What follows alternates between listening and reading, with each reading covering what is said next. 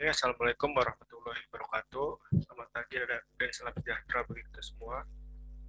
Kami dari kelompok 10 yang beranggotakan Katrina Ludia, Jelika Fitani, dan terakhir saya sendiri, Faisal Mulana, ingin menyampaikan materi yang berkaitan dengan meaning.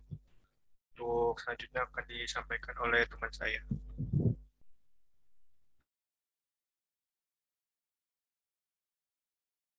Logika deduktif tidak bergantung pada arti sebenarnya dari kata-kata individu. Contoh, jika Toris menang, maka akan ada lebih banyak pemotongan anggaran. Toris tidak akan menang. Dengan begitu, tidak akan ada lagi pemotongan anggaran. Secara intuitif, terlihat bahwa argumen tidak valid. Itu karena mungkin masih ada pemotongan anggaran, bahkan jika Toris kalah, misalkan jika ada penurunan ekonomi yang parah. Pemenuhan premis pertama dan kedua tidak menjamin kebenaran dari kesimpulan. Jadi hanya memiliki premis jika ada maka B dan A tidak terjadi, tidak dapat menjamin bahwa B tidak harus demikian. Meskipun makna tidak menentukan validitas suatu argumen, makna penting dalam logika dengan cara lain. Kita tidak dapat mengidentifikasi bentuk argumen yang relevan jika kita tidak yakin apa arti kalimat dalam argumen secara tepat. Next. Jenis umum dari ekspresi tidak jelas. Prinsipnya adalah bahwa untuk membuat suatu argumen menjadi analisis logis yang tepat, argumen tersebut harus terlebih dahulu memiliki makna yang jelas dan pasti sejauh mungkin. Contohnya adalah, Brian pergi ke bank setiap hari. Next.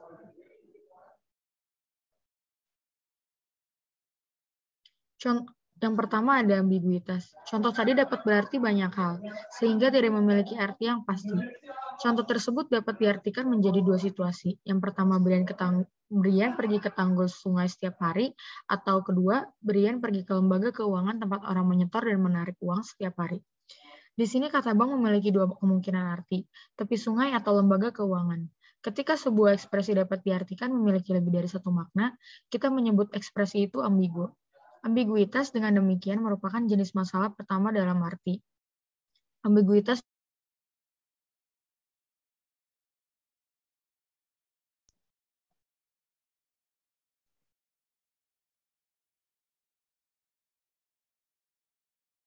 boleh di next. Ketidakjelasan. Suatu ungkapan samar jika memiliki makna inti tetapi tidak memiliki batas yang jelas. Tidak seperti ambiguitas, ketidakjelasan bukan tentang mengacu pada hal-hal yang sama sekali berbeda, tetapi tentang masalah derajat relatif terhadap standar atau kelas perbandingan. Contohnya adalah, celakalah aku, saya terlalu tua untuk hidup bahagia. Dalam contoh tersebut, tua adalah ekspresi yang kabur, begitu juga dengan bahagia. Apakah seseorang terlalu tua tergantung pada konteks dan tujuan klaim. Tidak ada definisi yang pasti tentang usia tua. Jika seseorang mau, dia bisa hidup selama bertahun-tahun dan masih belum menganggap dirinya tua. Kebahagiaan adalah konsep lain yang kabur dan juga ambigu. Ini ambigu dalam arti bahwa hal-hal yang berbeda dapat membentuk kehidupan yang bahagia. Satu orang mungkin bahagia jika dia menikahi seorang wanita cantik, sementara orang lain mungkin senang jika dia membaca buku yang bagus. Namun kebahagiaan juga tidak jelas karena ada derajat kebahagiaan. Next. Kekaburan. Sebuah ekspresi tidak jelas jika tidak memiliki makna inti. Dengan ekspresi yang tidak jelas, kita dapat menarik batas yang jelas dalam semua kasus antara, katakanlah apa yang botak dan apa yang tidak botak, atau apa yang tua dan apa yang tidak tua. Namun kompeten pengguna bahasa masih kurang lebih mengetahui apa yang dimaksud dengan kebotakan atau usia tua. Contohnya adalah semuanya penting. Contoh semuanya penting, namun apa itu semuanya? Hitungan untuk apa? Kita mungkin mendengar orang berkata, Anda benar dalam beberapa hal, atau Anda benar sampai batas tertentu. Namun, untuk apa dan sejauh mana tepatnya? Dalam beberapa hal, tapi dalam arti apa? Tanpa penjelasan lebih lanjut, pembicara dapat mengartikan hal yang sama sekali berbeda. Lebih buruk lagi, mungkin pembicara hanya ingin mengabaikan percakapan dan membuat pendengar merasa seolah-olah dia benar dan kemudian diam. Jadi, pembicara tidak benar-benar berarti bahwa pendengar benar sama sekali. Next. Ketidaklengkapan. Ekspresi yang tidak lengkap adalah ekspresi di mana domain tidak ditentukan. Referensinya seringkali ditetapkan secara bijaksana hanya dengan membuat beberapa penyesuaian kontekstual. Contoh, ayo pergi ke pub sesudahnya. Contoh ini tidak masuk akal karena jelas tidak hanya ada satu tempat di seluruh alam semesta yang merupakan pub dan kemana lawan bicara akan pergi setelah membuat percakapan. Ada ribuan pub yang ada dan yang pernah ada dalam sejarah. Dengan demikian, tampaknya merupakan strategi yang lebih baik untuk mempertimbangkan pub sebagai ungkapan yang tidak lengkap. Konteks percakapan biasanya memberikan beberapa petunjuk untuk memenuhi syarat domain dalam kasus ekspresi yang tidak lengkap. Misalnya, lawan bicara mungkin merujuk ke pub yang mereka kunjungi bersama sebelumnya, atau nama atau alamat pub yang mungkin telah disebutkan sebelumnya, dan pub hanya merujuk ke tempat yang disebutkan sebelumnya. Next. Idiosinkratik. Ungkapan idiosinkratik adalah istilah jargon atau ungkapan dengan penggunaan yang tidak biasa menyimpang dari penggunaan biasa tanpa definisi eksplisit. Kadang-kadang kode rahasia digunakan untuk komunikasi di antara sekelompok orang tertentu untuk menyimpan sesuatu untuk diri mereka sendiri. Kode-kode ini juga dianggap sebagai ekspresi idiosinkratik. Idiosinkrasi belum tentu merupakan hal yang buruk, itu semua tergantung pada tujuan dan konteks komunikasi.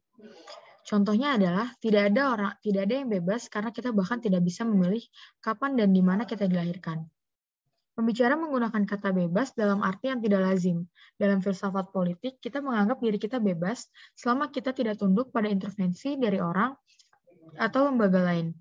Sedangkan dalam etika, secara intuitif kita menganggap diri kita bebas dan bertanggung jawab secara moral atas tindakan kita jika kita bisa memutuskan untuk bertindak sebaliknya.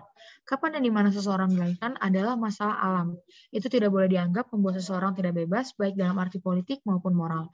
Tentu saja, penutur contoh tadi mungkin menuntut penggunaan khusus atau bahkan bermaksud sebagai lelucon.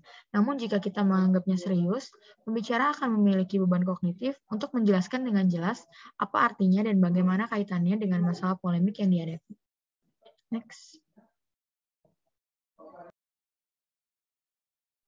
Selanjutnya, kata-kata emotif. Kata emotif ini merupakan ekspresi yang biasanya membangkitkan perasaan atau penilaian tertentu. Seperti idiosinkrasi, ekspresi evaluatif atau kata-kata muatan belum tentu buruk.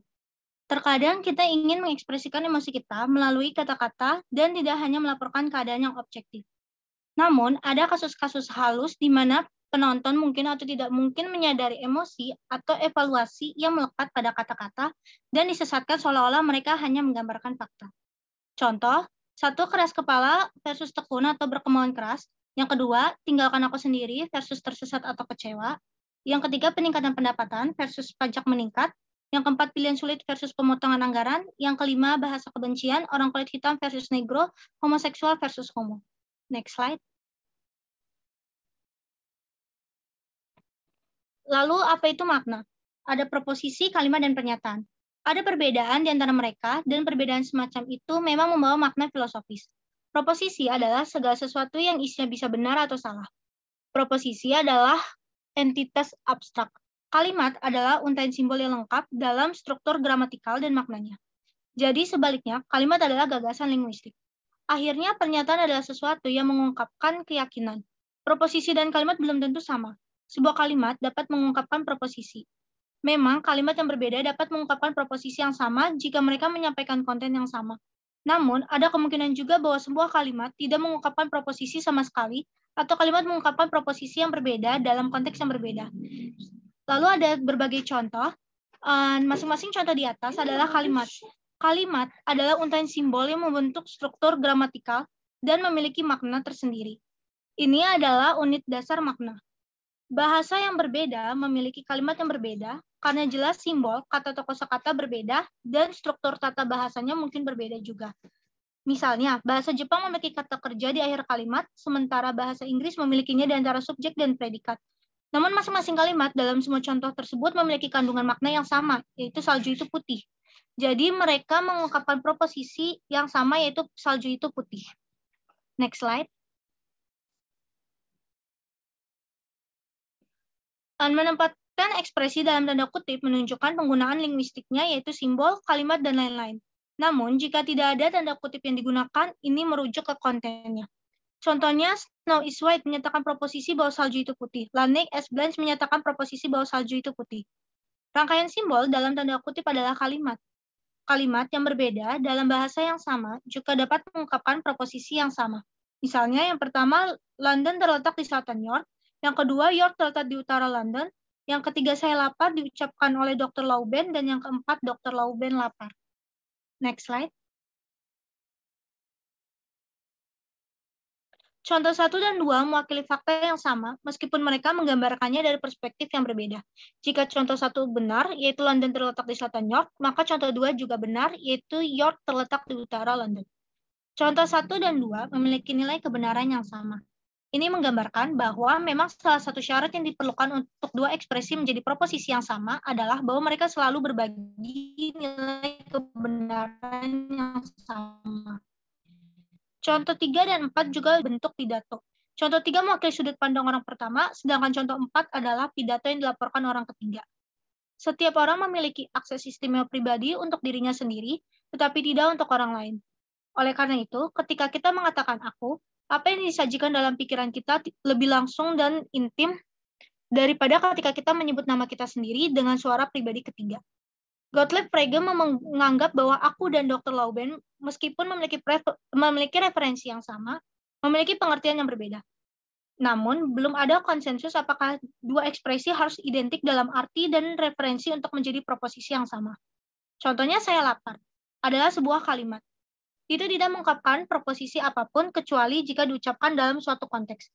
Kita dapat mengatakan bahwa sebuah kalimat tidak dengan sendirinya mengungkapkan apapun. Jadi memang ucapan yang diperhitungkan. Beberapa ucapan seperti yang melibatkan ekspresi demonstratif dan indeksikal seperti contoh tersebut lebih peka konteks daripada yang lain. Tergantung pada konteksnya, ujaran akan mengungkapkan proposisi yang berbeda. Next slide.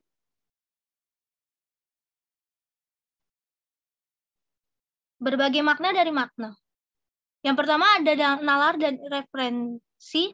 Ada 3 fungsi dasar bahasa. Yang pertama itu ada fungsi informatif untuk mengkomunikasikan informasi. Yang kedua ada fungsi ekspresif, mengekspresikan emosi, perasaan, dan sikap. Yang ketiga ada fungsi direktif untuk menyebabkan atau mencegah tindakan nyata.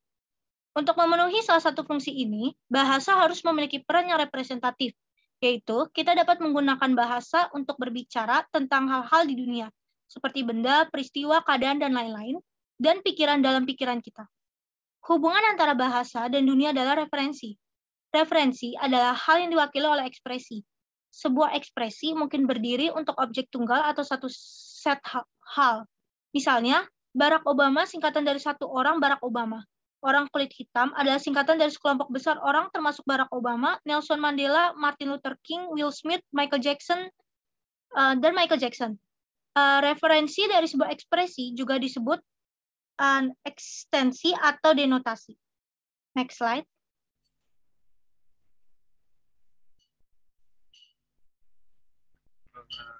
Selanjutnya saya akan yang kedua ada selanjutnya udah lanjut. Yang kedua ada pernyataan analitik dan sintetik. Terlepas dari pengertian dan referensi, konsep lain yang berguna untuk memahami makna adalah perbedaan antara pernyataan analitik dan sintetik. Pernyataan analitik ini merupakan pernyataan yang benar atau salah berdasarkan maknanya saja. Mengingat interpretasi tetap, pernyataan analitik sekali benar atau salah selalu benar atau selalu salah. Pernyataannya selalu benar disebut tautologi, sedangkan pernyataannya selalu salah disebut kontradiksi. Oleh karena itu, pernyataan analitik sering dipasangkan dengan kategorisasi tautologi dan kontradiksi. Sebagai contoh, yang pertama, sarjana belum menikah, itu termasuk tautologi, dan yang kedua, segitiga memiliki 4 sudut, itu termasuk kontradiksi. Selanjutnya akan dijelaskan oleh teman saya. Di sini saya akan menjelaskan tentang pernyataan sintetik. Jadi pernyataan sintetik adalah pernyataan apapun yang tidak analitik. Dan berikut adalah contoh-contohnya. Yang pertama, matahari terbit dari timur. Dan yang kedua, semua tubuh itu berat. Kebenaran atau kesalahan pernyataan sintetik tidak dapat dipastikan hanya berdasarkan maknanya. Sebaliknya, kita perlu melihat ke dalam kenyataan, mencari tahu fakta-fakta mengenai klaim untuk memutuskan apakah pernyataan itu benar atau salah. Ini menyeratkan bahwa pernyataan sintetis benar atau salah dengan penyelidikan empiris. Kebenarannya bergantung pada dunia nyata tempat kita berada, bukan hanya benar secara logis ataupun konseptual. Singkatnya, pernyataan analitik sering dianggap sebagai a priori atau tidak memerlukan pembenaran empiris dan perlu atau selalu benar atau selalu salah. Sedangkan pernyataan sintetis adalah a posteriori, yaitu memerlukan bukti empiris dan kontingen. Benar di beberapa dunia, tetapi bisa salah pada orang lain. Titik metodologis untuk membuat perbedaan analitik atau sintetik adalah bahwa kita dapat memutuskan kebenaran dan kepalsuan beberapa pernyataan hanya dengan mengklarifikasi artinya. Ini menunjukkan pentingnya analisis konseptual. Selanjutnya terdapat pengertian dari definisi. Terdapat beberapa cara untuk memperjelas makna. Beberapa metode tersebut adalah menentukan konteks, memberikan contoh paradigmatik, menelusuri asal-usul kata-kata, memberikan definisi yang jelas dan tepat tentang istilah kunci juga salah satunya. Bagian ini berfokus pada definisi dan membahas beberapa jenis umum. Kemudian terdapat struktur definisi. Definisi terdiri dari dua bagian. Yang pertama definisi, definiendum adalah istilah yang harus didefinisikan. Kemudian yang terakhir ada definisi, definiens, yaitu mendefinisikan suatu istilah. Selanjutnya terdapat jenis definisi. Terdapat dua jenis definisi. Yang pertama definisi denotatif, yaitu definisi denotatif menentukan ekstensi ekspresi, yaitu himpunan objek yang termasuk dalam definiendum. Kemudian yang selanjutnya terdapat definisi konotatif menguraikan intensitasnya, yaitu kriteria yang dengannya suatu objek. Berikut 3 jenis definisi denotatif dan 3 jenis definisi konotatif seperti gambar yang ada di bawah. Selanjutnya terdapat aturan definisi menurut genus dan difference. Karena definisi menurut genus dan difference digunakan cukup luas, ada beberapa aturan untuk membantu kita menilai apakah definisi semacam ini baik apa tidaknya. Berikut beberapa aturan untuk definisi menurut genus dan difference. Yang pertama, definisi tidak boleh terlalu luas atau terlalu sempit. Kemudian selanjutnya definisi tidak boleh bersifat sirkular. Selanjutnya definisi tidak boleh diungkapkan dengan kata ambigu ataupun dengan kata kiasan. Dan yang terakhir, definisi tidak boleh bersifat pada hal negatif. Selanjutnya masuk pada pembahasan ringkasan. Argumen deduktif valid atau tidak valid terlepas dari isinya, tetapi hanya bergantung pada bentuk argumennya. Karena itu, makna memang memainkan peran penting dalam penalaran, karena seringkali kita bahkan tidak dapat merumuskan dan memformalkan argumen dengan benar jika maknanya tidak jelas atau kita salah memahaminya. Beberapa jenis fenomena kebahasaan yang berkaitan dengan ekspresi yang tidak jelas diidentifikasi terlebih dahulu. Sebuah ekspresi ambigu jika memiliki lebih dari satu makna. Tidak jelas jika konsep tidak memiliki batas yang jelas dan penilaian adalah masalah derajat. Sebuah ekspresi tidak jelas jika bahkan tidak memiliki makna inti. Ekspresi tidak lengkap adalah ekspresi yang mungkin menyeratkan batasan konseptual tersembunyi yang belum dibuat eksplisit. Idiosinkrasi mengacu pada makna baru yang dibuat untuk wacana yang belum dijabarkan dengan jelas. Akhirnya, kata-kata emotif dapat menimbulkan efek psikologis atau retorika yang memperdebatkan secara eksplisit mengapa efek tersebut dibenarkan. Semua masalah ini harus dihindari sejauh mungkin untuk pemikiran yang jernih. Kemudian suatu hal yang penting adalah bahwa kita harus menyadari bahwa dengan makna kita sering berarti banyak hal. Terkadang kita mengartikannya sebagai referensi. Memperjelas arti suatu kata berarti menemukan objek yang dirujukannya, dan memperjelas arti suatu pernyataan berarti menentukan apakah kata itu benar. Namun, ada yang lebih dari itu. Makna kadang-kadang berarti sesuatu berdasarkan referensi yang diambil. Hal seperti itu disebut dengan pengertian yang bervariasi, maksud, atau konotasi. Perbedaan penting lainnya adalah penilaian analitik dan sintetis. Pernyataan analitik sering dianggap perlu dan a priori, sedangkan pernyataan sintetik bersifat kontingen dan a posteriori. Terakhir, definisi merupakan alat penting untuk memperjelas makna.